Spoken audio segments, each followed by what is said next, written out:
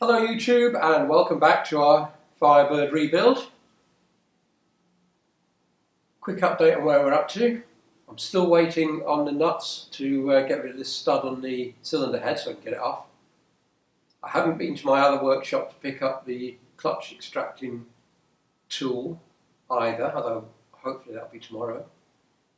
So in order to keep things moving along, I think the sensible thing to do would be to remove the engine bolts, remove all the ancillary cables, bits and pieces, disconnect the oil lines, anything else that's left to get the engine out, so that when we do finally get what we need, it'll be a straightforward and quick process. Although having said that, it's just struck me that if we do take all the engine mounting bolts out, it may be possible to tip the engine and get the cylinder head off. Possible. Right, okay, so let's just do it and see what happens. Either we can or we can't, but at least we're moving things along. Oh, by the way, it's still freezing in here. So the sooner I work, the sooner I warm up. Right, first up I think we'll undo the clutch cable. Is that right? Yeah, that'll do. Get that out of the way.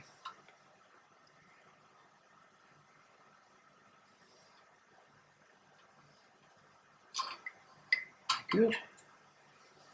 And the recommendation in the workshop manual is to get rid of the pressure switch hiding under here. So we'll get rid of that as well. I think that's simply because it's quite vulnerable and easy to damage. This one's already a bit kinked. We'll get it out of the way.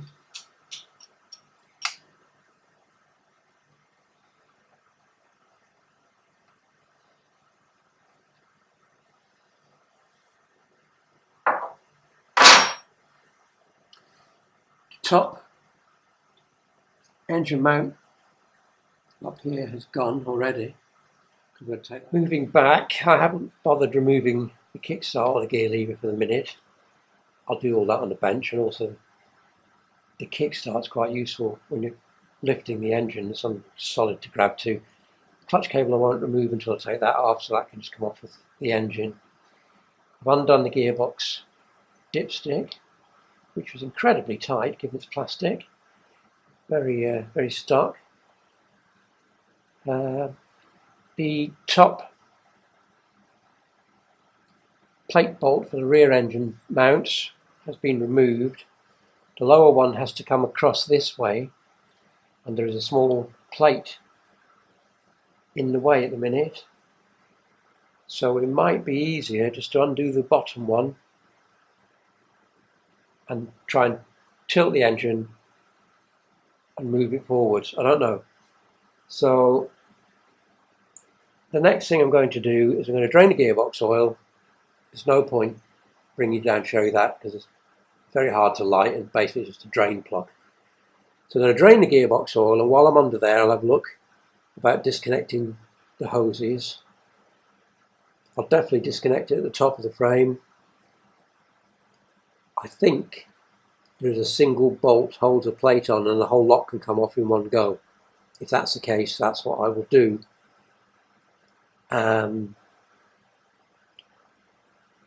I'll have a little look at this, see if I can get this off. But there's no point you sitting watching me trying to work out what to do next. So I'll do all the working out, and then you can see what I've come up with, if anything at all. Okay, let me bring up to date the bits I've done. I drained the gearbox oil, as I said I was going to do. And whilst I was down there, I disconnected the oil pipes, which I'll show you in a second. That's all done from underneath. I then took the underneath main engine bolt out. And then we had a problem with these plates. Now, there are two through bolts, as I said before. This one goes that way. I tried to remove this plate. Can't get anything on the nuts at the back, so I assume they're rounded off, rotten, I don't know, but nothing seems to touch them. So I'm going to have to lift the engine out with these two plates attached. Now, as you can probably see, let me just swing you around slightly. I've done an exploratory pull on the cylinder head, which, because the engine is now tilted forward, can indeed, as I hoped, be lifted and pulled out of the way, which is very good.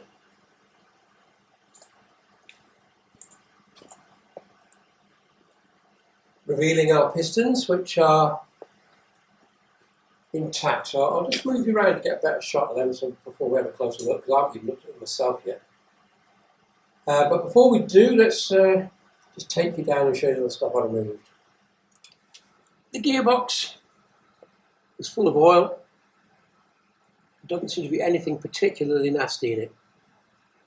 Some of that discoloration was from the engine oil drain. There may be the faintest hint of copper sparkle in it, but nothing that immediately worries me. That's your bottom engine mounting bolt, which I took out. And then there are your pipes to feed the oil. You've got your main feed in, your return feed to the oil tank in the middle, and then the thinner pipe is your feed up the back of the head to the rockers. And it's a single, as I thought, mounting bolt. So that's all good. So the only bad thing really that has come across fitting this is not being able to get that bolt out because of that plate, and maybe when I get the engine out I'll be able to see more, because at the minute I can't work out why I can't get access to it at all. But having said that, let's move on now and have a look at our pistons. Now, the pistons don't look too bad on the crown. They're quite humpy. I'll have to get them cleaned off to find out what the compression ratio is, but they do seem to be fairly aggressively humped. All of that's soft. You can scrape all that off with your finger. So they'll probably clean up all right. And then we have a copper gasket, which is reluctant to move just at the minute, but we shall deal with that later. So the next thing to do is remove the cylinder base stud nuts, which I have already loosened. Now there is a special spanner to do that. However, I bought one when I was doing my Bonneville, and it only managed to remove, I think, 3 nuts before it broke. So the quality of the current ones are really disappointing, to say the least. So I used an old spanner I had knocking about and just ground the end slightly, twisted it to get the right access, and off they came. So I will be using that in future and not wasting my time on reproduction items. So I'll just whip the base nuts off.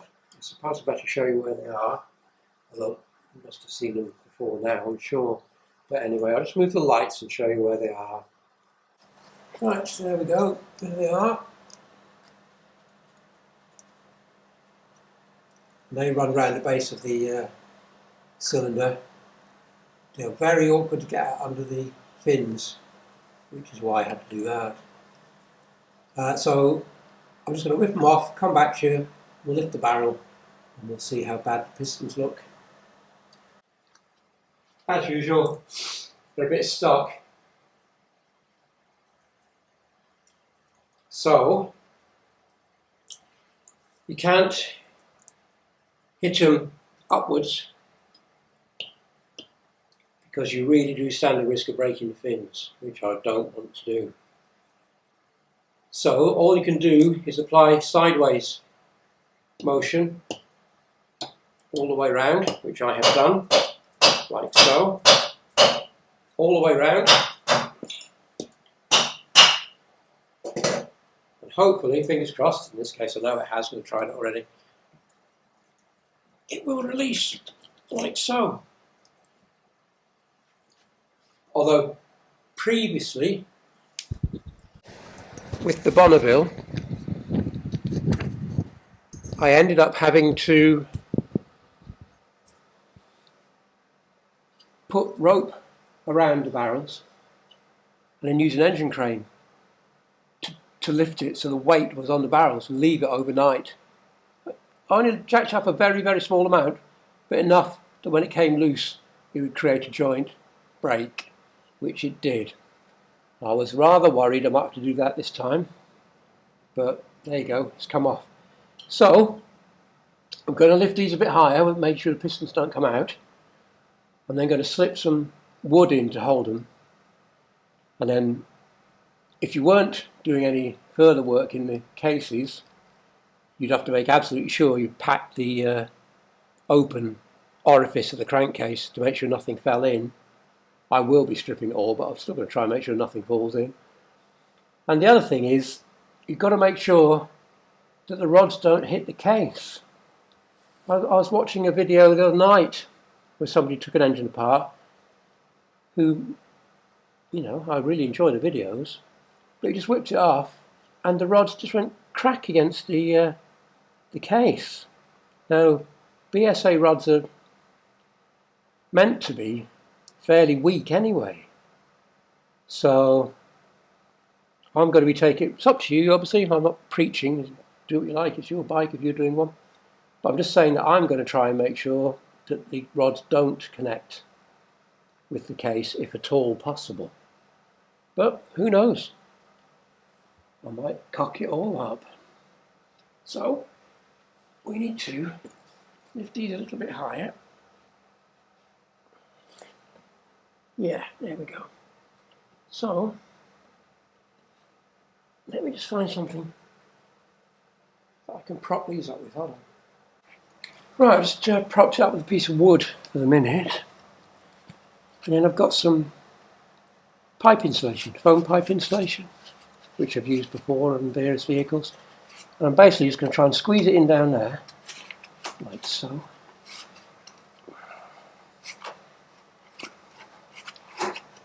And wrap it around the rods. So now when I lift the barrels off, even if the rods do fall forward, which they will, the foam stops them contacting anything. Now, I'm not going to pack the cases because, as I say, I'm going to take it all apart anyway. So I'm just going to take the barrels off and we shall see what we shall see. So, let's give it a go. No, let's not give it a go. Why doesn't that want to come off? There we go. Right, there we are.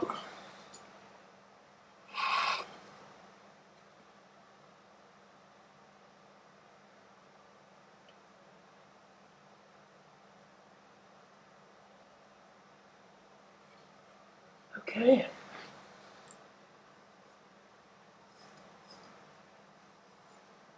Right. Let me just... We're not doing a full inspection now, as I said. This is just a strip down. But whilst we're here, we shall have a quick look, because I'm a bit nosy. Now, to me, those pistons look, apart from the crowns, those pistons look incredibly clean. And they are. Well, there you go. Very minor marking, but it is very minor. Because I'm lifting the rods. Nothing. Try this one. Nothing at all. Right, happy bunny. I think they will clean up nicely. I'll take them off next. And there doesn't seem to be any lift in the rods at all. And they also look very clean. You'll see all that when we strip it, but it looks very clean. There's a peculiar marking there, I'm not sure what that is. But anyway.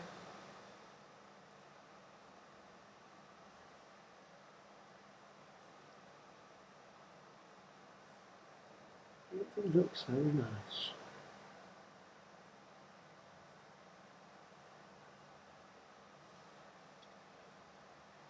So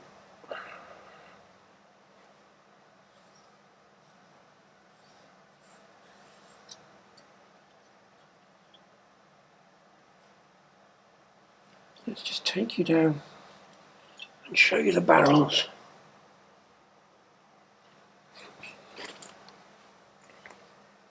Just bear with me.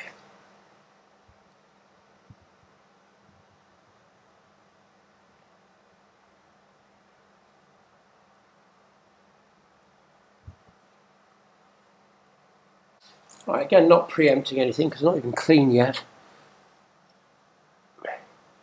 There is no obvious wear lip on the barrels. There's no, again, it's not clean yet. There's no glaring pitting or any damage. And there's your tappets,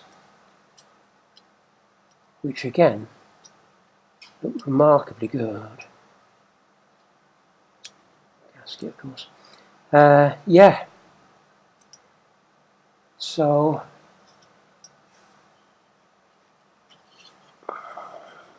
that's just crud.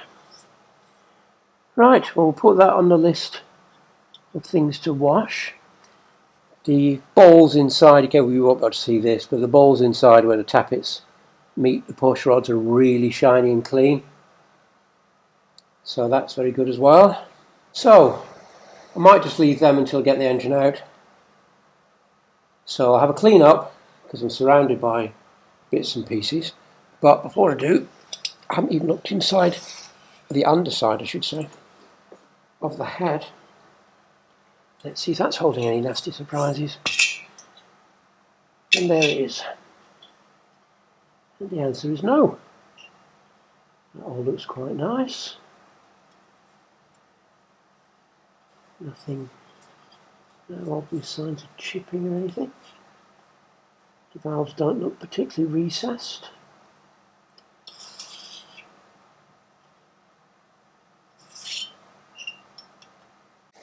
The more I look at this engine, the more I genuinely believe it has got low mileage.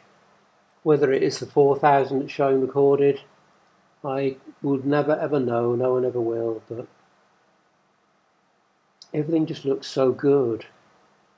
It's certainly not done high mileage, that's for sure. We're not looking at a 35,000 mile engine here. This is fairly low. But add that to the cleaning list, and we shall oh, bum.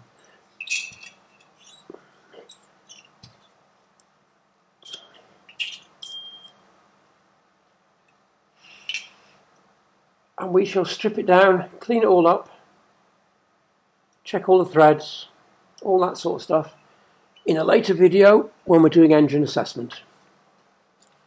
Okay, this looks rather unorthodox, and it probably is, but we still have these plates attached at the back, and I can't get the bolt out because of this plate, and I couldn't see properly because my eyesight is no longer that good as to what was holding it in at the bottom. But now that I'm able to turn the engine up like this, I think I'm able to see and gain access to the two little bolts which are holding this in, and if I can then get this off, I can remove these plates, which will make getting the engine out an awful lot easier. An awful lot easier. So I'm going to give it a go. Okay, I still can't get at them. I think they may have Allen heads. If they are, they're covered in crud and I can't see, so. But the moving it up has given me access to get the right hand side plate off, which is good. And the left hand one is very loose and no longer getting in the way. So I might go for an engine removal. But First, I'm going to have to change the batteries on the camera because we're running very low. Okay, we'll give it a go. I realise this is likely to be very unorthodox, as I haven't looked at the workshop manual, but given where that engine plate is, I really have no choice but bringing the engine out that way, so it's how it will go. We're out the front, we're out the back. I'll just try giving it a lift and spin first of all, see where we can get to. They're okay, they're protected. This off with my delicate hands.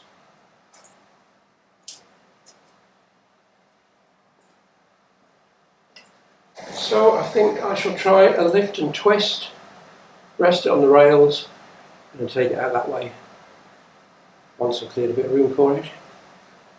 But again, that could be wishful thinking.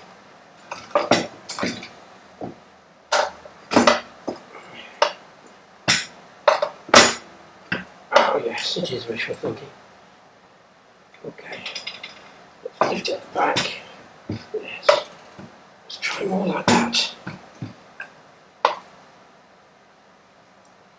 Balance precariously while I run round the other side.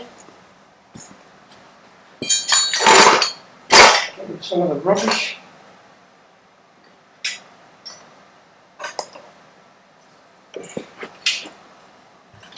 And out she comes. Right. A bit of a heave, which left me slightly breathless. But we're up on a dirty bench, ready to strip the motor down properly. And the first thing I'm going to do is find out what holds on that stupid plate at the back here that has irritated me so much trying to get the engine out, because I just couldn't see with it in place. There's no way I could work out what it was. So let's have a look. Oh, just tip it over for a minute. Ah, right. Let's see if we can get you in closer and show you that, because frankly quite silly. I don't know if you can see that. The light's not brilliant. Let me just have a rummage for a screwdriver. Right, unbelievably, there are two crosshead, presumably set screws, we'll find out when I take them out, holding this stupid thing in. Incredible. Anyway, whilst we're down here, let me just move you slightly and start looking at some other stuff.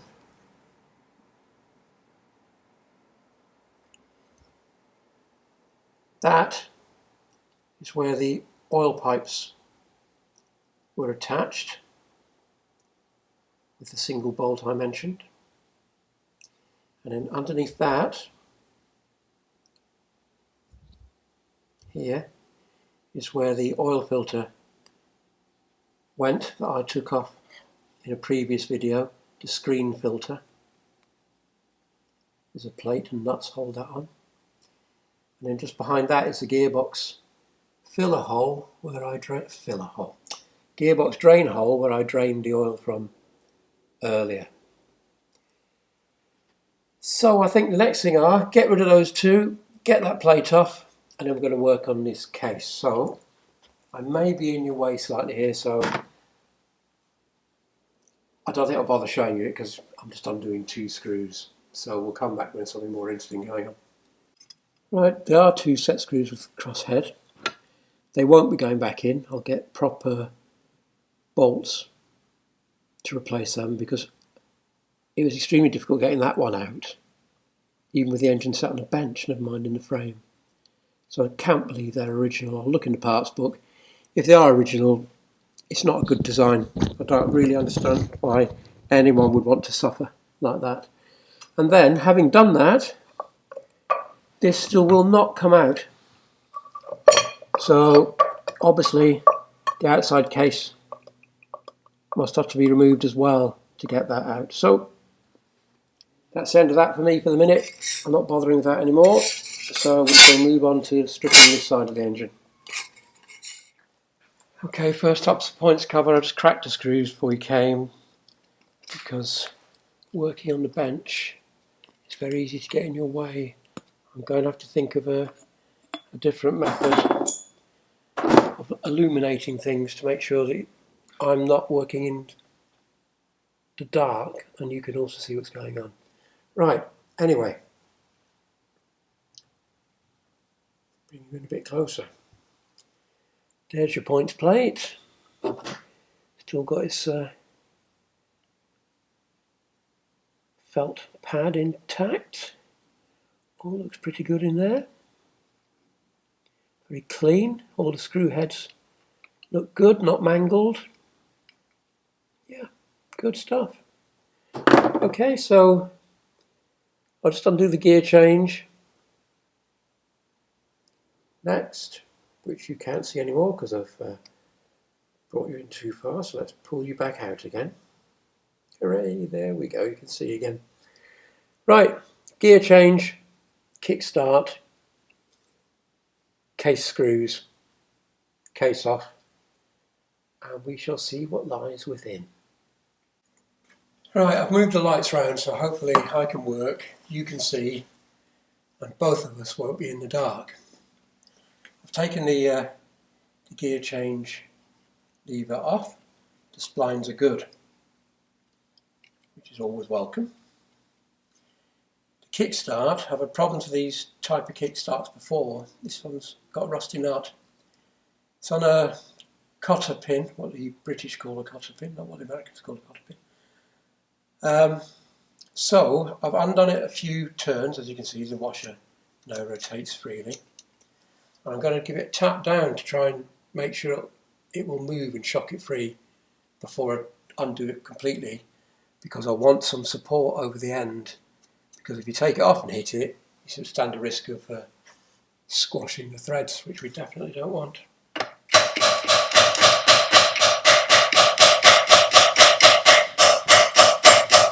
There you go, it's moved. Back out again.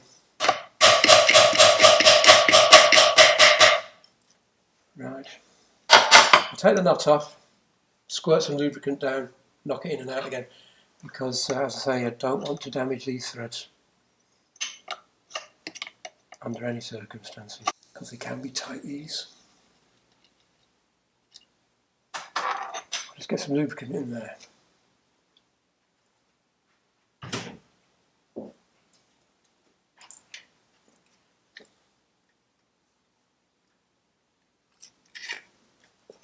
Don't need much.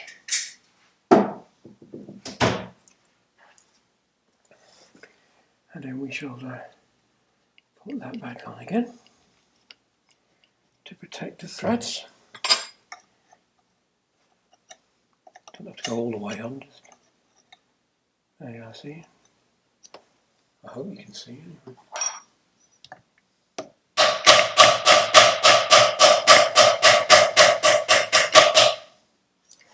Now then, will that go with a little punch? Or am I being overly hopeful? Let's take a couple of threads out and give it another tap. Yeah, it's moving. Gentle little taps.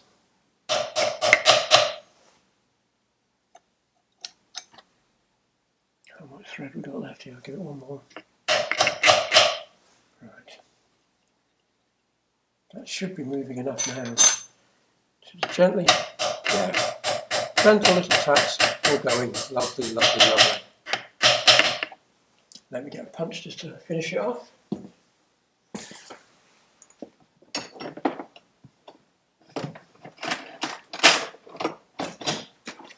Can't find a punch. Never use screwdrivers as a pry bar or a chisel. Ha ha ha.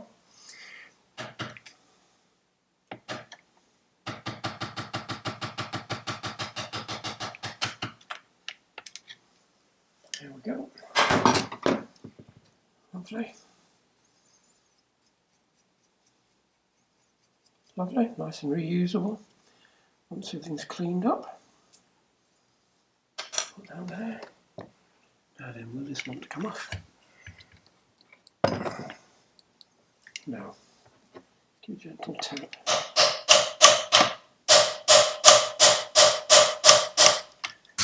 No. And you can't split it either. That's a shame. Let me get my soft hammer. And we should give it a little more of a tap with that.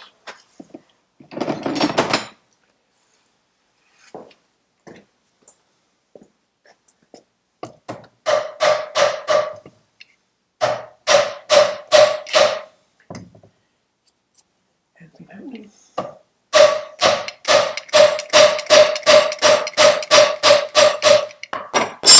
No, right, okay. Well, before we go any further, let me think about this. It must come off, there'll be no point fitting a cotter pin like that there. So I'll give it a gentle tap. In fact, let me look at a workshop manual. Right, in your absence for a couple of minutes, I've been trying to get this off. Now, I've tried lubrication, I've tried heat, and it has moved, just not very much. Now, in the process of that, whilst I was knocking this, the violence, I would say, of the impact was enough. Let me spin you around. Oh dear, I'm going to have to refocus you, I think. Bear with me 1 second while I refocus you. Was enough to shock the clutch centre off its taper, as we can see, and all the little rollers, oops a daisy, fell out from the middle, which is what I was trying to avoid by using the puller. But never mind, these things are sent to try us. So that's now loose, the sprocket's loose, hey presto, off it comes.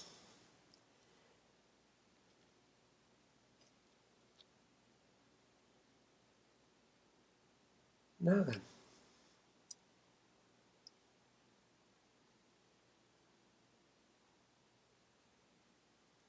Yes. Oh, okay. So it has in fact separated, because that is the threaded piece for the extractor. So I'm still going to need the extractor to get that off. So I wonder why that's separated. Anyway, it has, and there's nothing I can do about it. I shall look into that more closely in the future. But yeah, that should come off there, leaving that. It's quite clear none of this has been off. So it's never had a sprocket change. And again, all your bolts in the case and inside of the case are all really shiny, really new.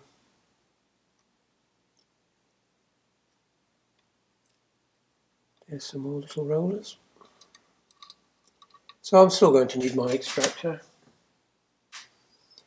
They all need cleaning and inspecting, but judging by the state of everything else, they're going to be alright. Okay, I think I've had enough for today, to be honest. Tomorrow I will be at my other unit. I will get the extractor and pull this off. I am surprised that that splits. Although I can't have done anything wrong, because all I was doing was knocking the kickstart. So anyway, again I shall look in the workshop manual, try and find out what's going on. There you go. That's enough for today. I've had enough. Finished.